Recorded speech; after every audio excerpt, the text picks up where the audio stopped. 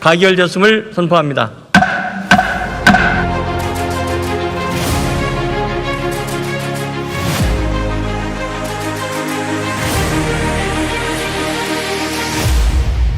안녕하세요. 반갑습니다. 의원님, 예전에 뵙고 이렇게 뵈니까 참 반가운데 사실 오늘 말씀드릴 주제가 좀 무거워서 그러게요. 참 너무 가슴 아프기도 하고 이게 비단 한 사례만이 아니라 앞으로 지속적으로 광범위하게 퍼져나갈 수 있다. 그런 생각하니까 마음이 아주 무겁습니다.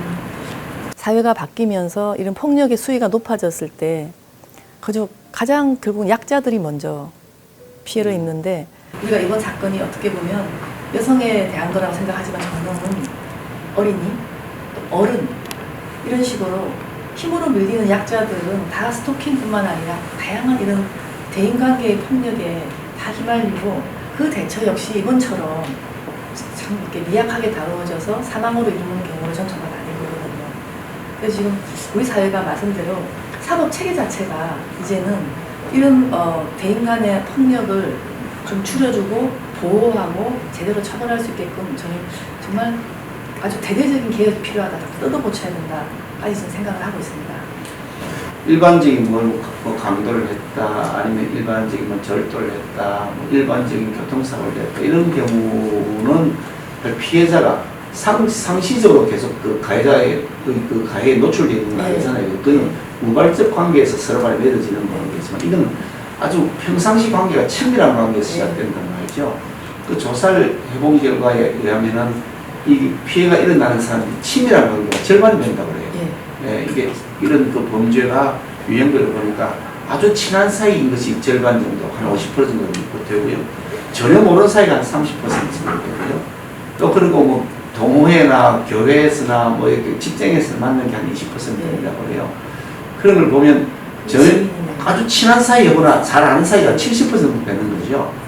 그러니까 이런 형태로 계속 직장에서 만나야 되고, 계속 가정에서 만나야 되고, 또 계속해서 뭐 좀 문자도 뭐 받아야 되고, 또 가다가 직장 어디 다니는지 아니까 가해자가 직장 앞에서 기다리고 서로가 다 노출되어 있는 관계란 말이죠. 이런 상태의 가해와 피해가 다른 구조를 갖고 있다. 일반 형사처벌보다. 그런 측면에서 가중처벌을 이건 단계별로 좀 할 필요가 있다. 피해자가 워낙 상시적으로 그 위험에 노출되어 있으니까. 그래서 별도의 상습범이나 뭐 누범에 대한 처벌을 받는 별개로 아예 이런 그 스토킹 범죄, 가정폭력 이런 것들에 대해서는 첫 번째 범죄, 두 번째 범죄, 세 번째 이상의 범죄는 단계를 아예 법정형을 아예 정해가지고 높여서 가중할 필요가 있다는 생각이 하나 들고요. 또 하나는 그 이게 그 사실 이제 뭐 지난번에 그 노원구에서 일어났죠. 그 뭐 이게 세 모녀 살해한 거. 그런 것도 사실 뭐 이게 기가 막히냐 아닙니까? 그 뭐 서로 뭐 남자가 그 교제를 좀 하다가 마음 틀었다고 해서 다 세 모녀를 죽여버렸던 그런 일도 있었고요. 또 저기 강서구에서 일어났던 것 같은데 그때 왜 저기 이혼한 정처 계속 괴롭히다가 그 딸들 앞에서 잔혹하게 엄마를 살해한 사건, 이런 사건들이 있었는데 그건 무기징역형을 선고가 하나는 30년이나 선고가 왔어요. 그런데 물론 우리가 사형을 폐지할 것인지 하는 그런 여러 가지 논란들이 있습니다. 저는 기본적으로 이런 잔혹한 범죄에 맞서도 과연 사형을 선고하지 않는다 그러면 피해자의 보호는 과연 가능할 것인가, 그런 근본적 고민이 생겨요. 피해자는 저 사람이 징역 살다가 언젠가 나온다 그러면 죽여서 어떻게 살겠느냐고요. 매일 밤마다 무슨 소리만 나도 가슴이 덜컥덜컥하지 않겠습니까? 그 가족들이 있는데요. 그렇게 보면 이 보복이 굉장히 두려운 피해자의 보호 차원에서 보면 사실 이게 무기징역 30년 선고에서 될 일이냐는 생각이 듭니다. 근데 무기징역 선고하면 이제 정약, 뭐 정신형이니까 안 나온다고 이렇게 일반적으로 인식하지만 그것도 살다 보면 또 감형에서 나온단 말이죠. 현재로서 감형이 가능합니다. 그럼 감형이 가능하다고 해놓으면 지금 무기징역 선고받았다 하지만 한 1, 20년 있다가 나온다 생각하면 그 피해자와 주변에 있는 가족들 불안해서 어떻게 살겠냐고요. 또 잔인한 범죄에 노출된다 생각이 들면 얼마나 평상시에 가슴이 덜컥덜컥하겠냐는 거죠. 30년 선고받은 그런 이게 전처 살해 사건, 딸들이 아빠를 엄벌해달라고 그렇게 탄원을 했잖아요. 아빠의 신원까지 스스로 공개하고 이런 아빠는 다시는 보고 싶지 않다 그랬는데 30년 승리했거든요. 30년이지만 또 15년 있다가 나오면 또 어떻게 해요? 감염이 쉽게 되는가 보죠. 그러니까 모범수로 잘 복역을 하면 또 감염해준 절차들이 있어요. 이렇게 하게 되면 30년이라 하지만 그 딸들이 가려 뭐 15살 됐다 그러면 45살 되면 나온다는 거 아닙니까? 제일 길어도 아니면 30대 중반이 되면 나온다는 거 아닙니까? 그럼 딸들은 불안해서 어떻게 살아요? 아버지가 나와가지고 무슨 해코지 할지 모르는 사람. 전혀 모르는 사이에서도 이런 범죄가 일어나는 게 무려 30%가 된다는 거거든요. 그럼 길 가다가 네. 그냥 우연히 어떤 그 가해자를 잘못 만나서 그 사람이 계속 충분히 쫓아오기 시작하면서 집까지 파괴놓고 하면 그다음부터는 매일 집 앞에서 기다리는 사람들이 이제 아무 얘기나 생기는 거예요. 아무 얘기나.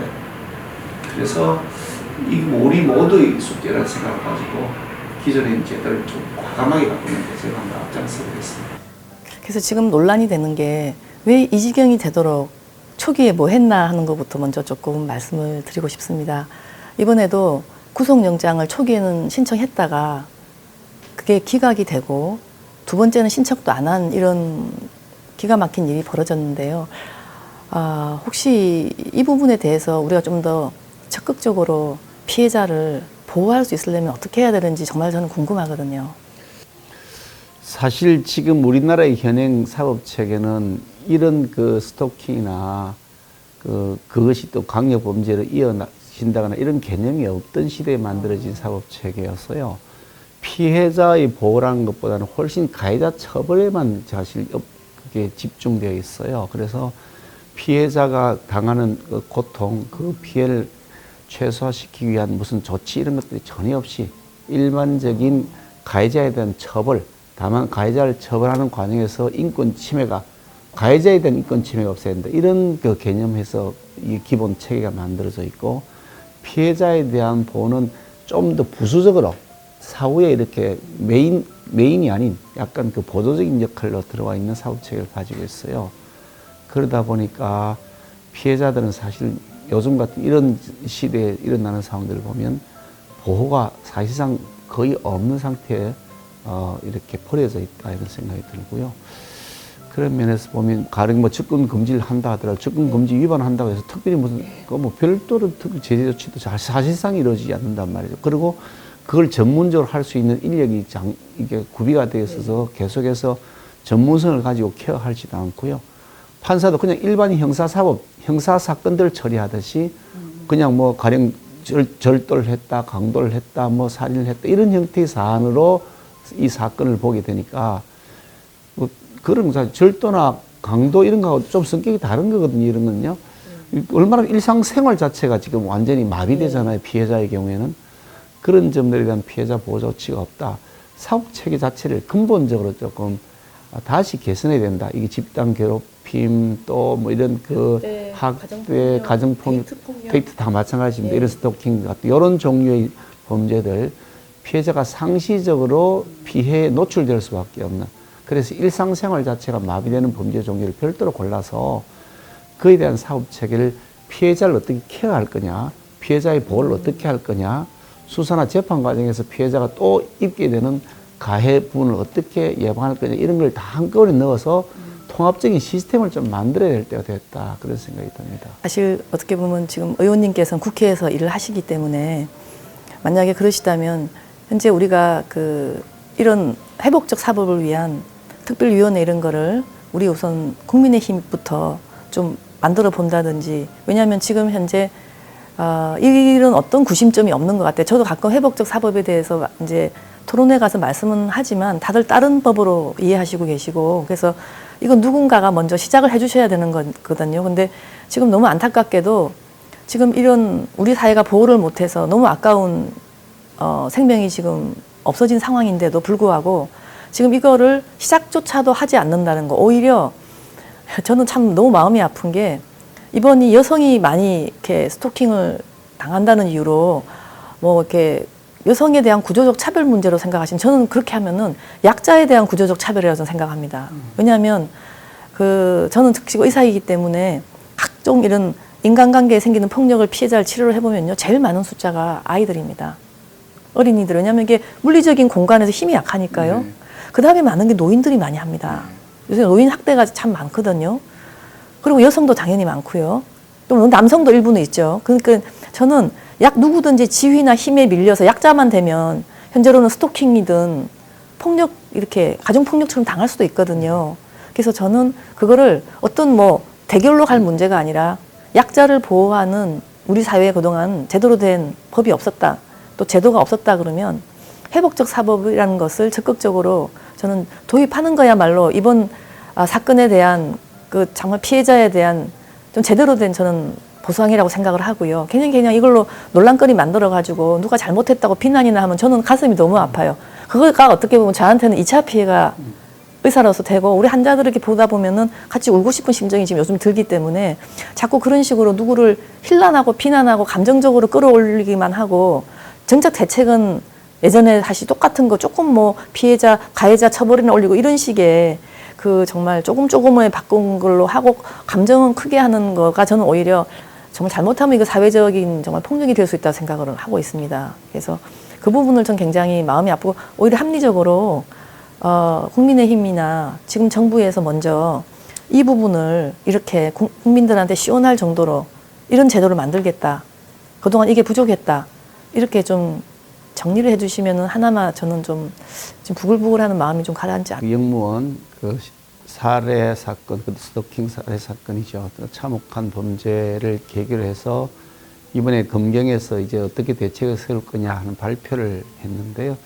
그 발표 내용도 좀 전에 우리 신 교수님 말씀하신 그런 정도 수준입니다. 그러니까 현행 법 체계를 어떻게 좀 더 강화하긴 하겠지만 그렇게 한다고 한들 이게 획기적으로 달라질까지 않다 그런 생각이 들어요. 그래서 이걸 획기적으로 다르게 하기 위한 아예 처음부터 접근 자체를 다르게 해야 되겠다. 그런 생각하는데 지금까지는 우리가 이런 스토킹 범죄나 데이트 폭력 같은 것들을 그냥 일반 경범죄 정도 수준, 아주 가벼운 정도 수준으로 생각했죠.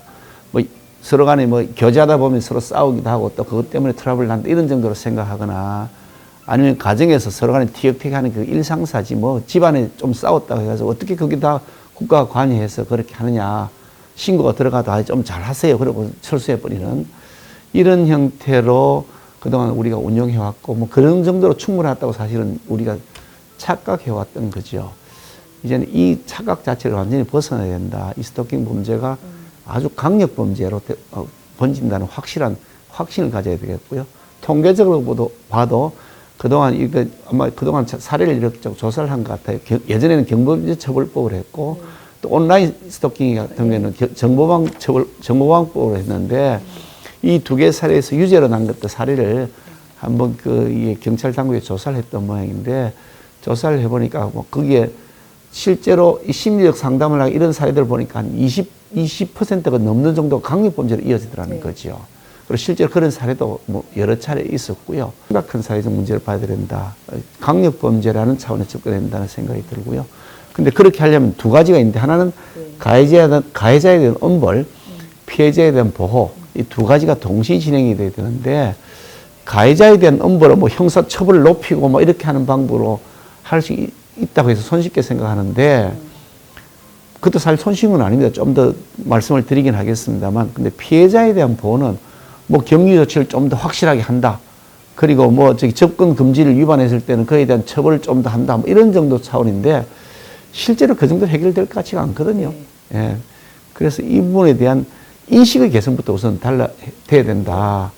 그리고 가해자가 계속해서 2차 구속돼서 징역을 산다 하더라도 또 나올 때가 있을 거란 말이죠. 그러면 또 2차, 3차 피해를 또 야기하지 않겠습니까?